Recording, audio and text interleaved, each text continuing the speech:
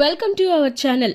బీచ్లో అందరి ముందు మహాలక్ష్మికి ఐ లవ్ యూ చెప్పిన చక్రి, బ్రేకప్ చెప్పుకున్న కేశవ, శైలు. అసలు ఇదంతా ఎలా జరిగింది ఏంటి అనేది తెలుసుకోవాలి అనుకుంటే ఈ వీడియోని చివరి వరకు స్కిప్ చేయకుండా చూసేయండి. అలాగే మా నుంచి మీకు ఎప్పటికప్పుడు అప్డేట్స్ రావాలి అంటే మా ఛానల్ను తప్పకుండా సబ్స్క్రైబ్ చేయండి. అంతేకాకుండా పక్కనే ఉన్న బెల్ ఐకాన్ని ట్యాప్ చేయండి. అప్పుడే మా నుంచి మీకు ఎప్పటికప్పుడు అప్డేట్స్ తప్పకుండా వస్తాయి. ఇక వీడియోలోకి వెళితే గనక ఇక కేశవ వాళ్ళ ఇంటికైతే వరాలు అలాగే శైలు వాళ్ళ నాన్న ఇద్దరు వస్తారు. ఇద్దరు వచ్చి ఇంకా గొడవ పెట్టుకుంటారు. అసలు మీరు మీ ఇంటి గురించి ఏమనుకుంటున్నారు? అసలుకి ఇది ఒక ఇల్లా? ఇలాంటి ఇంటికి నా కూతుర్ని ఎలా పంపించమంటారు? అసలు మీ ఇంటికి ఉన్న శాపం గురించి మీరు మర్చిపోయారా? అయినా కూడా ఒక ఆడపిల్లని మీ ఇంటికి తెచ్చుకొని ఎలా కష్టాలు పెట్టించమంటారు అని చెప్పి గొడవ పడుతూ ఉంటాడు శైలు వాళ్ళ నాన్న. ఆ మాటకి వరాలు కూడా అవును, అసలు మీరింట్లో అందరూ కూడా మగవాళ్లే ఉన్నారు, ఒక్క ఆడదిక్కుందా? అసలు ఆడదిక్కే లేని కొంప ఇది. అలాంటి ఇంటికి నా కూతుర్ని ఒక ఆడబిడ్డని ఎలా పంపించమంటారు? కొడుకు కేశవ ఏమో నా కూతురు వెంటపడి తిరుగుతున్నాడు అని చెప్పి అనేసరికి ఇంకప్పుడు కేశవ వచ్చి అసలు మీరేమనుకుంటున్నారు, మీకేమన్నా అర్థం అవుతుందా? నేనేమి మీ కూతురు వెనకాల తిరగలేదు, తనే ప్రేమ పెళ్లి అని చెప్పి నా వెనకాల నా చుట్టూ తిరిగింది. ఇప్పుడు మీరు మా ఇంటికి వచ్చి ఇలా మాట్లాడతారా అని చెప్పేసి గొడవ పడతాడు. పెద్ద ఏమో రండి లోపలికి వెళ్ళి మాట్లాడుకుందాం, బయట ఎందుకు అని అంటే మేమే సంబంధం మాట్లాడడానికి వచ్చాం అనుకుంటున్నావా? నా కూతురు వెనక తిరిగితే కాళ్ళు విరగొట్టడానికి వచ్చాను అని చెప్పేసి అంటాడు శైలు వాళ్ళ నాన్న. ఇక అప్పుడే మహాలక్ష్మి వచ్చింది. మహాలక్ష్మి వచ్చి ఆపండి, అసలు మీరు అందరూ ఏం మాట్లాడుతున్నారో మీకు ఏమైనా అర్థమవుతుందా? చూడండి, మీ అమ్మాయే మీకు ప్రాబ్లం అయితే మీ అమ్మాయికి చెప్పండి గట్టిగా, మా కేశవ వెనకాల తిరగొద్దని. అయినా కేశవకి తక్కువేం లేదు, తను మంచివాడు, ఇంకా గుణవంతుడు, చక్కగా సంపాదిస్తున్నాడు. అలాంటి మనిషికి మీ కూతుర్నిచ్చి పెళ్లి చేస్తే మీరే అదృష్టవంతులవుతారు. అయినా కాదు కూడదు అనుకుంటే అది మీ అమ్మాయి తప్పు. మీ అమ్మాయిని సర్ది చెప్పుకొని ఇంట్లో కూర్చోపెట్టుకోండి.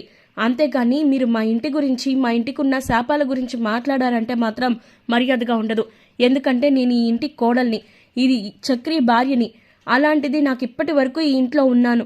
పెళ్ళయి 4 నెలలు అవుతుంది. ఒక్క విషయంలో కూడా నేను ఏమి బాధపడలేదు. ఈ ఇంట్లో ఉండరు, ఆడపిల్లలు ఉండరు అని చెప్పి అంటున్నారు కదా, మరి నేను ఇక్కడే ఉన్నాను కదా అని చెప్పి మహాలక్ష్మి అన్న మాటకి వరాలు ఏమో నువ్వు ఎలా అన్నా ఇది చెప్తావమ్మా, నీదేం పోయింది, నా కూతుర్ని నేను పంపించలేను అని అంటే, అలా అయితే మీ కూతుర్ని పంపించకండి, అంతేగాని ఇంటికి గురించి మాట్లాడితే మాత్రం నేను ఊరుకోను. నేను ఈ చక్రి భార్యని. ఇప్పటి వరకు నన్ను ఈ ఇంట్లో వాళ్ళు ఎంత బాగా చూసుకున్నారో తెలుసా? అసలు కేశవ కానీ కన్నా కానీ వదిన అంటూ తిరుగుతూ ఉంటారు. ఇక పెద్ద అయితే అది ఇవ్వనా ఇది ఇవ్వనా అని చెప్పి పాపం చేస్తూనే ఉంటాడు తను. ఇక నారాయణ మావయ్య గారు అయితే ఆయన అయితే అసలుకి ఇంకా సరదా మనిషి. మీరు అలాంటి మనుషుల గురించి తప్పుగా మాట్లాడితే మాత్రం నేను చూస్తూ ఊరుకోను అని చెప్పేసి గట్టిగానే చెప్పుద్ది. మీరు ఇంకొకసారి మాత్రం ఇలా మాట్లాడొద్దు అని చెప్పేసి ఇంకా మహాలక్ష్మి చెప్పేసిద్ది. ఇంక వాళ్ళు కూడా చూడండి, ఇంకా మీరు మీ అబ్బాయి మాత్రం మా జోలికి రావద్దు అని చెప్పేసి అంటే ముందు మీ అమ్మాయిని చూసుకోండి అని చెప్పి నారాయణ కూడా అంటాడు. ఇక ఆ తర్వాత వాళ్ళు వెళ్ళిపోతారు. మరోపక్క ఇంకా శైలు వాళ్ళ అన్నయ్య ఏమో గొడవ పడతా ఉంటారు. అసలు ఏంట్రా నువ్వు, ఎందుకు రా వాళ్ళ ఇంటికి వెళ్ళావు, కేశవ వాళ్ళ ఇంటికి వెళ్ళి గొడవ చేసావు అది ఇది అని చెప్పి అనేసరికి ఇక సురేష్ కూడా తిడతాడు.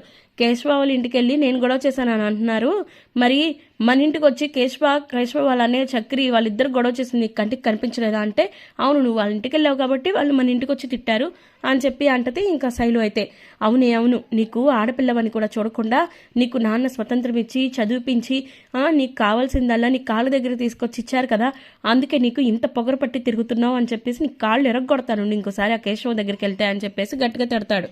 అవును కాళ్ళు ఎరగొడతావు, నువ్వు కాళ్ళు ఎరగొడుతూ ఉంటే నేను చూస్తూ ఊరుకుంటాను మరి అని చెప్పేసి శైలు కూడా గొడవ పడతా ఉంటుంది. ఇంక ఈ లోపు వాళ్ళ నాన్న అమ్మ వచ్చేస్తారు కోపంతో. మీరు ఎక్కడికి వెళ్ళారు నాన్న అని చెప్పేసి సురేష్ అడుగుతాడు. ఇంకెక్కడికి? ఆ కేశవ గారి దగ్గరికి. దీని జోలికి వస్తే కాళ్ళు ఎరగొడతాను నేను చెప్పాను, ఇంకోసారి రాకుండా చేశాను అని చెప్పి అనేసరికి అసలు మీరేం మాట్లాడుతున్నారో మీకు ఏమైనా అర్థమవుతుందా నాన్న? నేను గొంతు చించుకొని వాడు మంచోడు, మంచి మనిషి, నన్ను బాగా చూసుకుంటాడు అని చెప్తున్నా కూడా మీరు ఇంకా వితండవాదం చేస్తున్నారే అని చెప్పి అంటే ఇక వరాలు ఏమో అవన్నీ వినిపించుకోకుండా చూడవే, ఇదే నీకు ఆఖరిసారి చెప్తున్నాను, ఆ కేశవ షాప్ దగ్గర కనిపించినా, ఆ కేశవతో మాట్లాడినా, ఇంకా వాడికి ఫోన్ చేసినా నిన్ను నేనే చంపేస్తాను గుర్తుపెట్టుకో అని చెప్పి కోపంగా వెళ్ళిపోద్ది. వెళ్ళిపోయిన తర్వాత ఇంకా వాళ్ళ నాన్న కూడా చూడమ్మా, నీకు చాలా చనువిచ్చి నేనే తప్పు చేశాను, ఒక ఆడపిల్ల విషయంలో ఇంత చనువుగా ఇంత స్వతంత్రంగా ఇవ్వకూడదని నాకు మరోసారి గుణపాఠం చెప్పావు. థ్యాంక్స్ తల్లి అని చెప్పి బాధతో వెళ్ళిపోతాడు లోపలికి. విన్నావుగా అమ్మా నాన్న ఏమన్నారో, ఇంకొకసారి ఆ కేశవతో నాకు కనిపించావో నిన్ను నేనే అక్కడే చంపేస్తాను అని చెప్పేసి వాడు వెళ్ళిపోతాడు. ఇక వెళ్ళిపోయిన తర్వాత శైలు ఏమో బాధపడి కూర్చుంటుంది.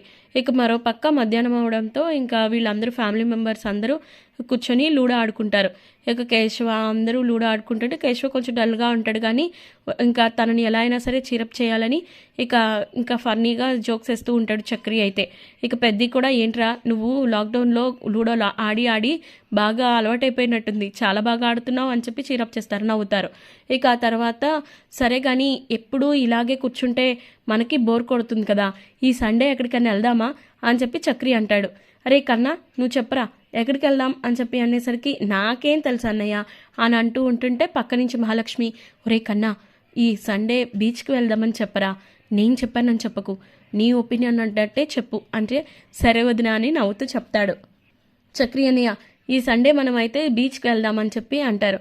సరే అయితే అందరం వెళ్దాం అని చెప్పి ప్లాన్ చేసుకుంటారు. ఇక సండే వచ్చింది, మార్నింగ్ ఏమో ఇక అన్నీ ప్రిపేర్ చేస్తూ ఉంటాడు పెద్ది అయితే.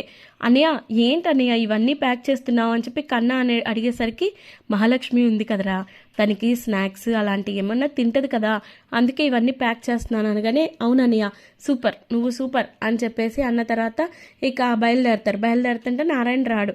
కేశవ ఏమో నాకు బండి డెలివరీ ఉంది నేను రాను అని చెప్పేసి ఇంకా తను వెళ్ళిపోతాడు. ఇక నారాయణ నేనెందుకులే అమ్మ పిల్లలు మీరు సరదాగా వెళ్ళరండి అని చెప్పి అంటే అదేం కుదరదు మావయ్య మీరు రావాల్సిందే అని చెప్పి పట్టుపట్టిద్ది మహాలక్ష్మి. ఇక ఆ మాటకి చాలా ఆనందపడిపోతూ ఉంటారు పెద్ది చక్రి ఇంకా కన్నా వాళ్ళందరూ కూడా. నారాయణ కూడా హ్యాపీగా ఫీల్ అయ్యి సరేనమ్మ పదండి అని చెప్పి ఇక అందరూ బయలుదేరుతారు. అలాగా బయలుదేరిన తర్వాత ఇంకా వెళ్తారు. ఇక మరోపక్క శైలు వచ్చింది షాప్ దగ్గరికి.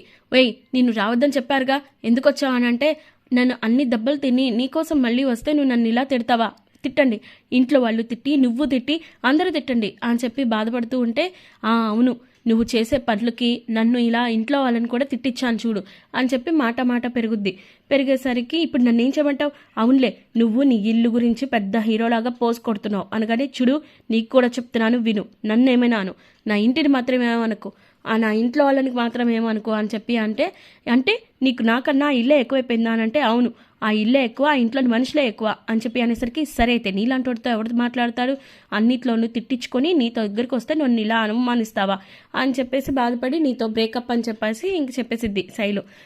పోవే నీతో ఎవడు మాట్లాడతాడు అని చెప్పి కేశవ్ కూడా ఇసుక్కుంటాడు, వెళ్ళిపోద్ది. ఇక మరో పక్క బీచ్లోనేమో వీళ్ళందరూ ఆడుతూ ఎంజాయ్ చేస్తుంటే ఎస్ ఇదే మంచి సమయం, మహాలక్ష్మికి ఎలా అయినా సరే నా మనసులోని మాట చెప్పేయాలి, తనతో నాకు విడిపోవడం ఇష్టం లేదని తనంటే నాకు ప్రేమ అనే విషయం తెలియజేయాలి అని చెప్పేసి దగ్గరికి వెళ్తూ ఉంటాడు. మరి చక్రి మహాలక్ష్మికి ఐ లవ్ యూ చెప్తే ఏ విధంగా రెస్పాండ్ అవుతుంది? మరి మీకు కూడా మహాలక్ష్మి చక్రి కలిసిపోవాలనుందా? అలా అయితే కామెంట్ సెక్షన్లో ఎస్ అని టైప్ చేయండి. అలాగే మరిన్ని ఇలాంటి ఇంట్రెస్టింగ్ ఎపిసోడ్స్ కోసం